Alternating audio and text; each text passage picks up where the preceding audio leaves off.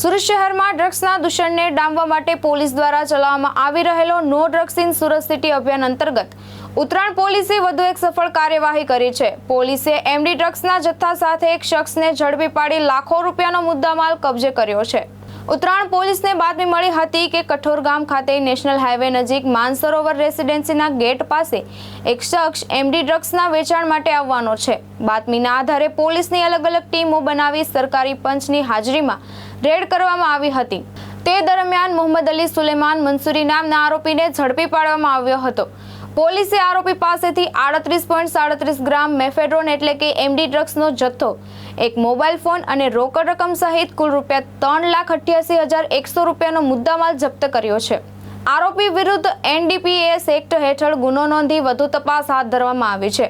Police તપાસમાં આરોપીનો અગાઉનો ગુનાહિત ઇતિહાસ પણ સામે આવ્યો છે। સુરત શહેરમાં ડ્રગ્સના નેટવર્કને જડમૂળથી ઉખેડી ફેંકવા માટે પોલીસ દ્વારા સતત કાર્યવાહી કરવામાં આવી રહી છે। ભાવેશ ઉપાધ્યાય, દ્રષ્ટિકોણ ન્યૂઝ, સુરત।